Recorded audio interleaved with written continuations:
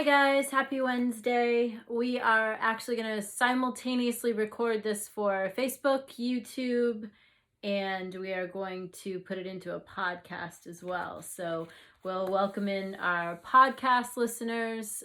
This is our second episode of the walkthrough of the WorkingSingleMom.com's field guide to changing the game for 2020. So if you do not have the workbook already, it is available on Amazon.com. It is also available for a completely free download off of our site, theworkingsinglemom.com. So go to theworkingsinglemom.com, click the picture of the WorkingSingleMom.com's field guide to changing the game for 2020. It's a huge banner on the top of the site.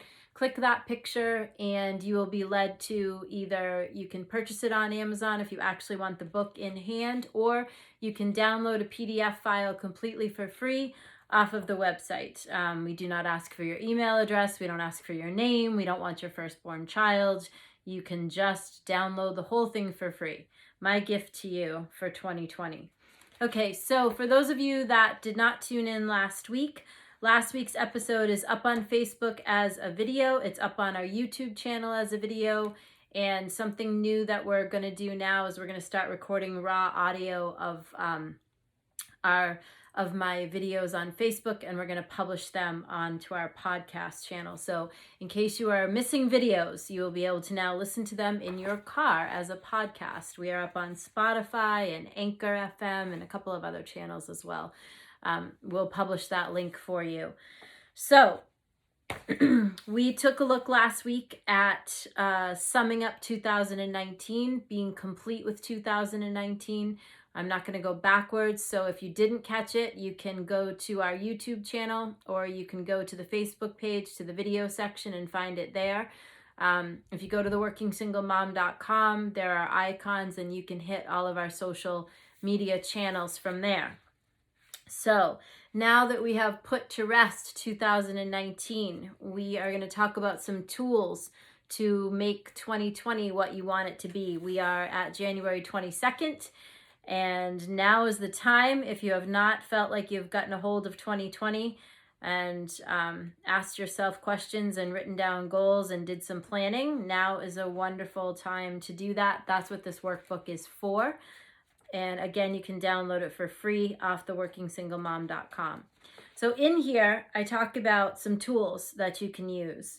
And so I'm going to walk through those with you. These are practices, habits, tools. There's about 5 or 6 of them. So the first one is to learn to respond versus react. Now, I talked about this on my Facebook Live Sunday.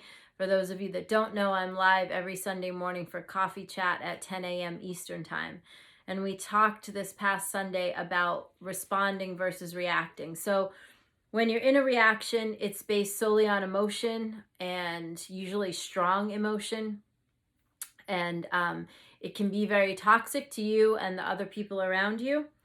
Nothing good comes from a reaction. So when you are reacting to something that's coming at you, whether it be a person or a circumstance, or news that you've received, a complete reactive response is going to get you nowhere. It usually gets you fraught with anxiety, upset, angry, or sad, or frustrated. And nothing good really comes from that place. So I'm reminding you here for 2020 to kind of check yourself, to make sure that you are responding to situations instead of reacting. So responding means you sort of take a pause, take a breath, think about, what's just come at you, what's presented itself before you, and how you can respond to that in a way that works instead of just having an emotionally charged reaction. So that's point number 1. Point number 2 is to use the index card exercise. I think I also talked about this on Sunday. I talk about this quite a lot. So what that is that when you are trying to go from, let's say, the life that you have now and the way that things are, and you want to go up here to where you want to be, where your vision is, where your goals are, and you want to get from point A to point B, you have to change your thinking first, because everything else is going to follow your thoughts. Your feelings, your actions, everything else will follow the thoughts that you run through your head on a daily basis.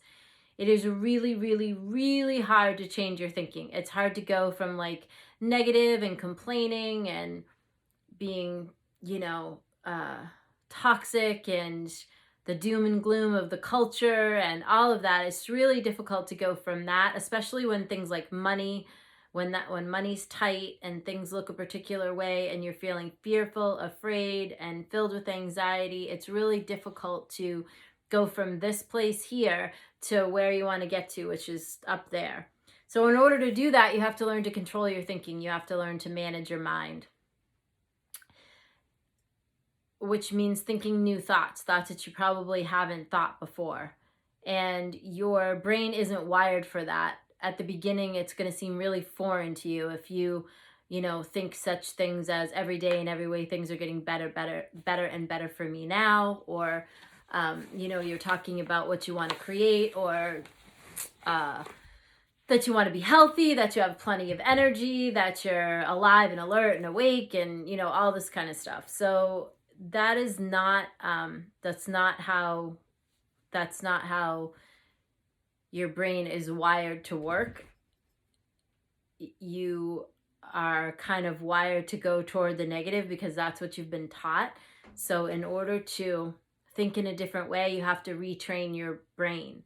So we came up with an exercise that's much like flashcards when you were in school and you were learning your times tables, and you would write down all the times tables, or you were learning the table of elements for biology or chemistry, and you would write everything down on flashcards, and then you would just go over and over and over the flashcards until it became rote, right? Until you just it just popped into your brain. Somebody said 6 times 7 and you said 42. You didn't even have to think about it. So what I propose is that you get 10 index cards, and on each index card you write a statement of the way that you want things to be, the way that you want your life to be. So you write on there 10 statements, one for each index card. So one of them could be every day in every way things are getting better and better for me now.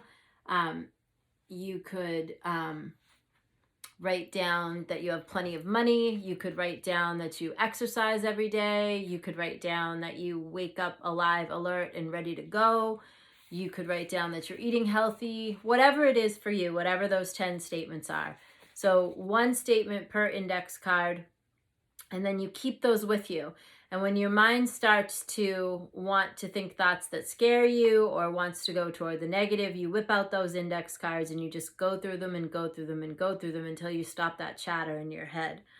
And that's going to help you. And you may end up changing sets of index cards. You might do 10, and then you might do those for a few months, and then they don't seem to have teeth anymore, so you might want to change them out.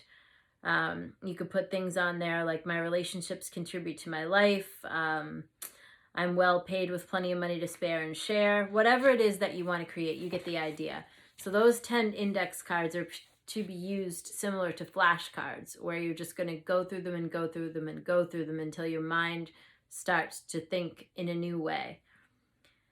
Choose your words wisely is my third tool practice point in here in this workbook. Your words have a lot more power than you think they do. So stop complaining. Stop talking about what you don't want more of. Speak about things in the terms of how you want them to be and not what they look like in the moment. Don't over dramatize. Don't get embroiled in other people's drama. Don't go on and on and on about what's wrong and about what's not working. You will end up creating what you talk about. That is a universal principle. So whatever you are speaking about is what you are going to get. Choose your words wisely. Your words have a lot of power.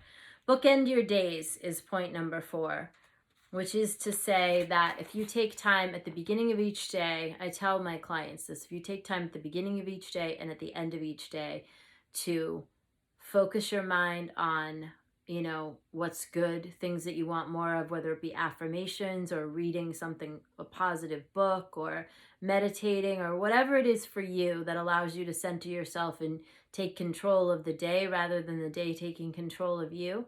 And then at the end of the day, the same thing. So you could end with, writing in a gratitude journal, kind of going through the points for the day, what happened, what you're grateful for, what you might want to do differently tomorrow.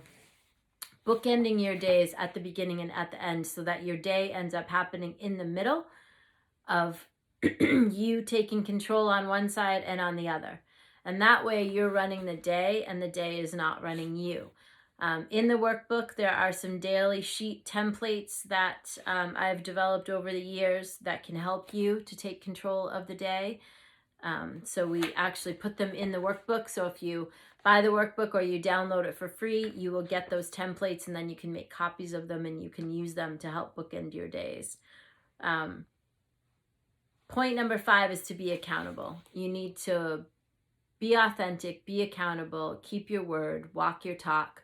You need to be able to be depended upon. So if you tell somebody that you're going to do something, then you need to do that, or you need to renegotiate.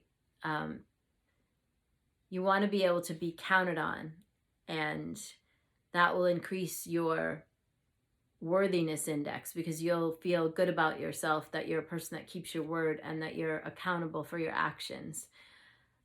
There are so many people in the world that are trying to shirk responsibility and push it off on somebody else. So one of the points that I feel is important for you to take control and have the kind of future that you want is for you to be accountable for your actions, for your words, and be accountable for the promises that you make. You have unique and amazing gifts, and you need to own that, and you need to be authentic, and you need to not be afraid to be who you are and to own that and be okay with it and be proud of it even. And then my 6th point is to write it down. So there's 3 lists, and we actually give you a template for each of these. The manifestation list, the gratitude list, and the elimination list. So they are also, those templated lists are also available for free download on my site. And they are, again, part of this workbook. So if you print out the workbook, you will actually get the sheet templates. For those of you listening on podcasts, go to theworkingsinglemom.com. You can print out these templates. You can also print out this entire workbook, and all of that is completely free. What you want to manifest. So I recommend doing these lists once a month. So you write down what you want to manifest, what you're grateful for, and what you want to eliminate. It's important on the manifestation list, and I actually add it to the list so it's there and you can't get rid of it.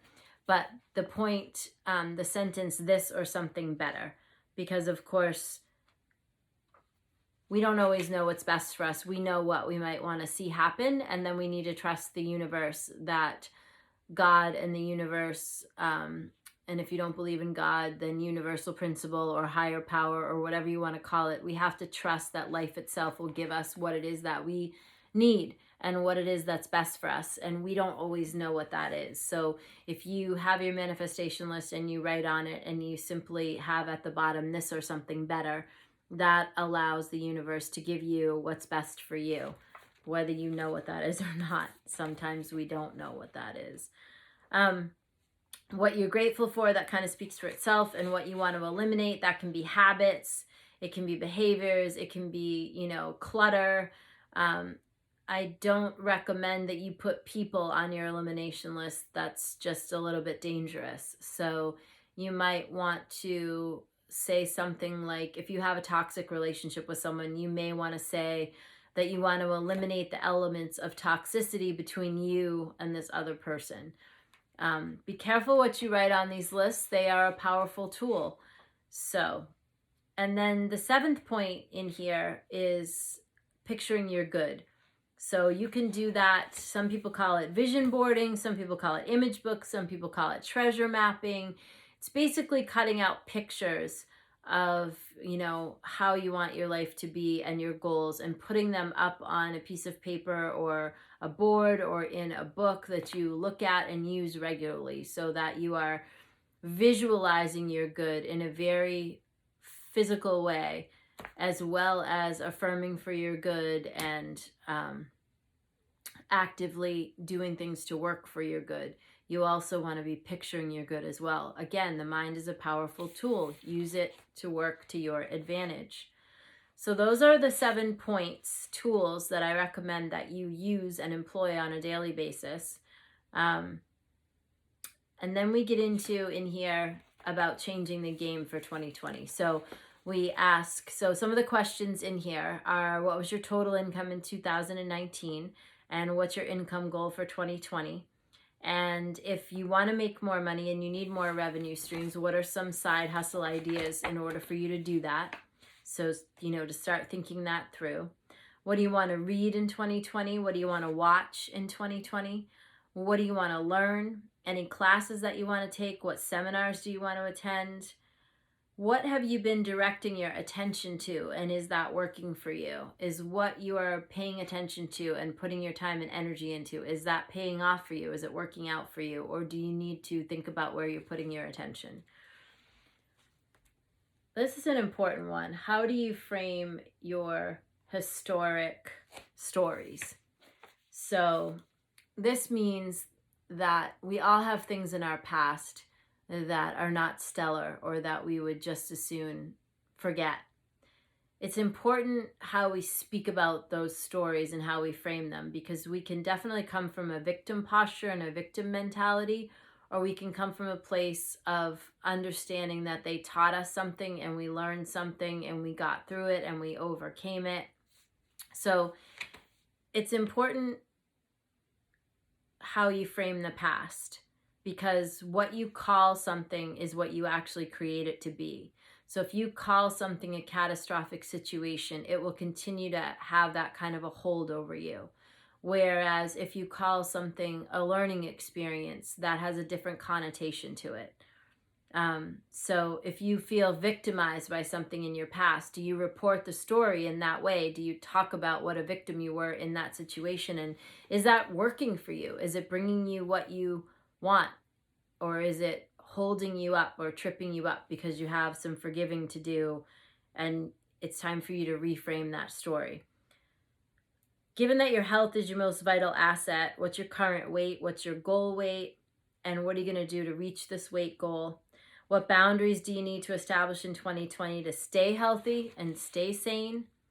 Boundaries are important. Your health, your physical health is really important, because if you go down and your health is failing, you're not going to be able to hold up anything around you, because you're not going to be functioning at optimal capacity, right? You're going to be, you're going to be ailing and not feeling well. So many people are not paying attention to their physical health because they have too many things to do and they're so worried about, taking care of everybody else. But I have news. If you don't take care of yourself first, you're not going to be able to take care of anyone else eventually, because you're just not going to be able to function.